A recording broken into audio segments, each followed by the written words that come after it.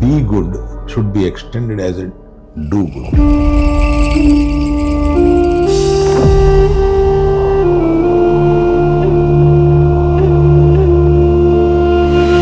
Be good என்றது விவேகானந்தர் சொன்னாரு. ஆனா அவர் இன்னொன்னு சொன்னார், பி குட் உனக்காக, டூ குட் நீங்க நல்லது செய்யணும்.